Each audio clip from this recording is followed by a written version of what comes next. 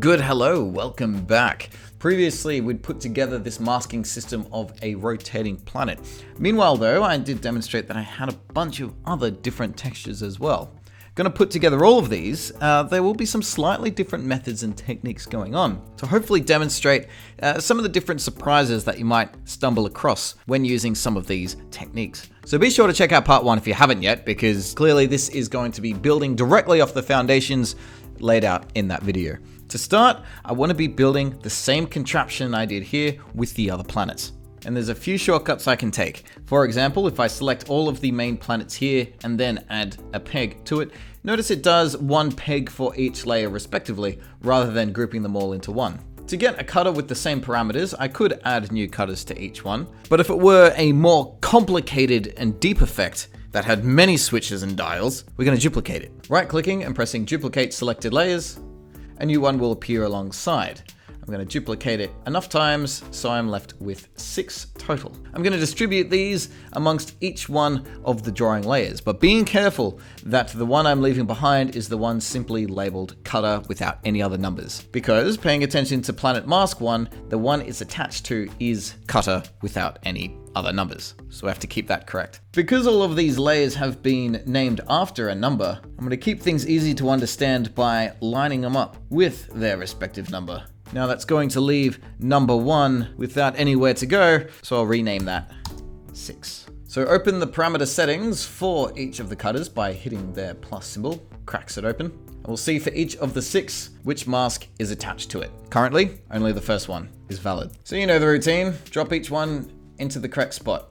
3 for 3, 4 for 4. There we go. Our parameters and additional links information will give a handy readout so we can see at a bird's eye view where everything is connected to. Each mask says the cutter it's attached to, and each cutter parameter says which mask is attached to it.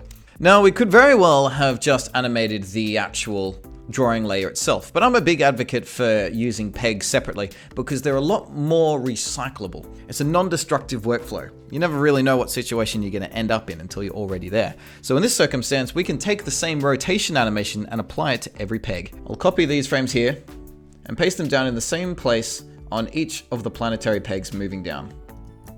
So they'll all be given the same orbit. This timeline's starting to look pretty cluttered. Because everything's nested into a peg, I can collapse it at that point and get things looking pretty clean again. By turning off the peg when everything is collapsed, everything inside of it will also be deactivated. So we'll be able to see all the planets moving down the chain. At this point, I'm going to collapse things even further, making planetary groups. Selecting each of the individual planet pegs, I'm going to click on the Add Peg button again, making them all a peg within a peg. Each planet mask is going to be moved inside of that peg, but placed above the peg inside. I'm starting to say peg too much. There we go. The benefit of this is it's now created a master unit. The texture and its mask will be movable by this one peg. So move this planet around, place it anywhere, and it won't affect the ones underneath. So we're going to be able to create a full solar system animation with this. But so far, only the more Earth-like planet is the one we've made loopable.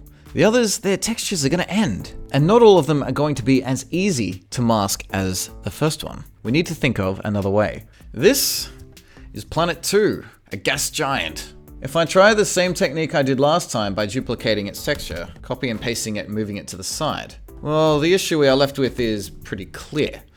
I just drew a whole bunch of lines. They're not going to match up. The easiest solution is while it's selected, inside the Tool Properties panel, under Operations, there is this arrow/arrow. It flips it horizontally, right? So basically it's mirrored. And if it's perfectly mirrored, then this center section is exactly the same. Upon lining it up, it's going to fit perfectly. There we go. That was easy. Now this one's a bit different again. It's not as uniform as the other gas giant. If I just mirrored it, there's suddenly going to be 2 big yellow spots very close together. That's not going to look right.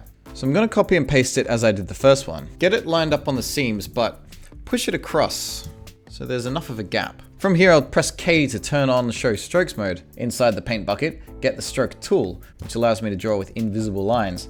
Holding the Alt key down, you can draw lines which will start snapped to another. If I start from here, it'll start from that corner, and if you let go and then press the button down again as you're approaching the other one, it will snap back to a point. So be careful with the placement of the lines, but by using this technique, we'll be able to patch up the inconsistencies which had previously existed. Okay, for this planet, we have a choice. It's only the polar ice caps which are bleeding over the edge of the loop. So there's not as much that we need to loop. Well, one option would be to actually change the artwork, go in with a paintbrush and make it become purple before either end. Then we don't need to worry about it at all. But seeing as the ice caps surround the entire planet, for it to only reach the very, very edge for one moment, which is where the seam is, it's gonna look obvious.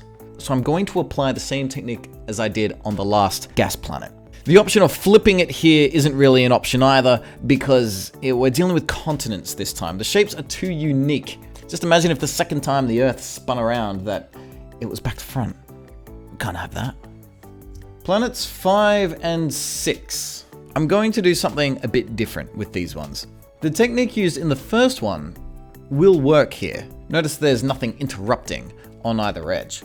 But rather than copy and pasting the direct artwork, I'm going to do it with the artwork layer itself. Just because I feel that scenarios similar to this are likely to pop up in your workflow. And it'll be good to be prepared how to tackle such a situation when that happens. So with this artwork layer, I'm going to duplicate this one. It appears underneath the set of the first planet. The cutter is not attached to it. Well, this planet will need its own mask as well. Hit the plus, effects, and cutter again. Remember to double click the star and invert it, and open its parameters. Now this is where things start getting interesting, because we can use previously made masks twice, or any amount of times. If we pick up Planet Mask 5 and drop it into this second layer, now both cutters have been assigned to the same one. Underneath the Planet Mask's additional links, we see it says Cutter 5 plus 1. If you click and hold on it, you get a drop-down list of all the places it's connected to. And this list can just grow. We could have used this one mask for all the different planets. The only reason why we didn't is to get the ability that I demonstrated here by putting everything into one peg and moving the planet around as a whole. Now, because these two masks are shared, we always want them to be treated as a unit. Turn both the cutters off real quick because we're yet to realign it. Rather than moving the individual artwork, we're going to move the layer as a whole. This is done by using the free transform tool instead of the selection tool. So keep that in mind if this is new information, that the selection tool is used for moving the artwork.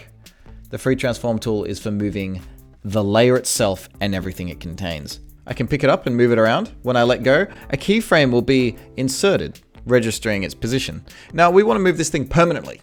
If the keyframes are deleted, it's going to snap back to its original position. Now, probably 95% of the time that is what you want because it just future-proofs stuff. If you make a mistake, you can reset it just like that. But to show you how this works, we're going to go the more permanent route.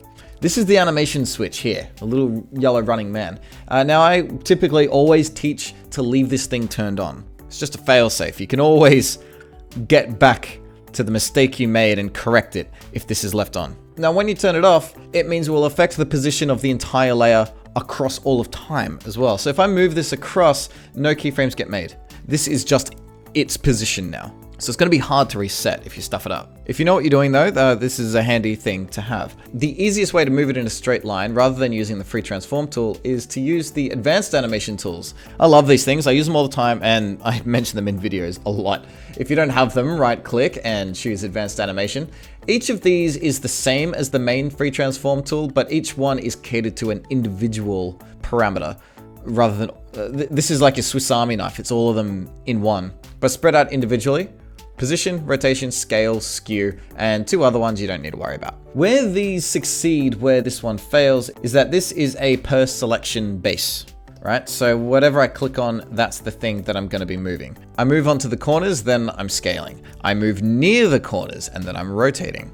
If I click off the shape, I've now selected a different layer. These tools only deal with the layer that is currently selected. I'm struggling with these two at the moment because I want to move the layer that's underneath. But with the traditional free transform tool, it's always going to bring the one on top with me. So I select the layer that I want, get the position tool, and the other great benefit to this, I'm not restricted to using these handles. I can click any old place on the screen and it's gonna move it around. That's great, I love doing that. But I'm gonna use the handles this time, move it right across with animation mode turned off, and bam, there we go. Number 6, the moon planet, is gonna be tackled the same way. There's a few steps involved with it, so I think it's a good opportunity to try this one on your own and see how far you can get without help. As soon as you're done, remember to turn animation mode back on. Being on should be its default setting. This is the reason why I typically teach to just leave this thing on all the time, and I hesitate even recommending a time to turn it off. It is extremely common that whenever this thing gets turned off, you forget that it is off. And then you go into a whole bunch of keyframe animation, sign things around, doing whole character movements, etc., and then you go back and you watch it through and realize, oh, hang on, nothing's moving. Because you weren't actually animating anything. No keyframes are being registered. You're just moving it around over and over again. You move to a different frame, you move it to a different position. But as far as it's concerned, that's the place it's always been. Because animation mode was turned off. So turn it back on. Okay, the looping artwork for each planet is done. But do you know the mistake we've been making subconsciously this entire time? Let's have a look. Planet 1. Okay, that one's fine. Planet 2. Uh-oh. Already, things gone wrong. It's snapping back on the first frame.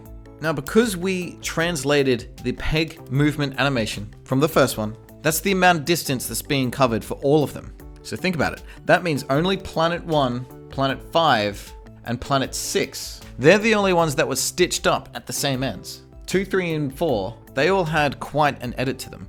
This one was stitched a little bit, so it has a bit of a jump. Number 3 was stitched a lot, so it also just has a jump.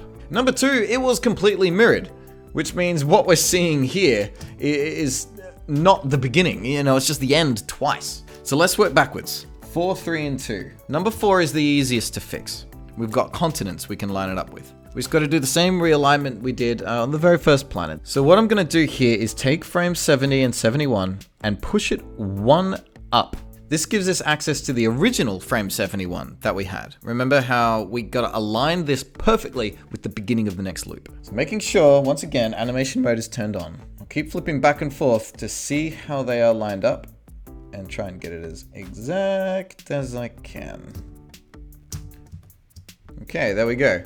To patch our timeline back up how it was before, new keyframe on frame 70, delete our 71, and move 72 back into the spot it was before. There we go.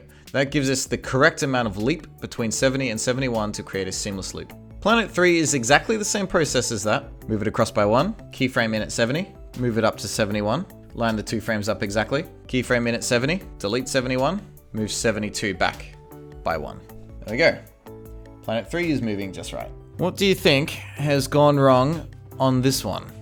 It was the easiest artwork to do because we just flipped it, but something isn't right. Do you know what it is? If so, write it down. Haha.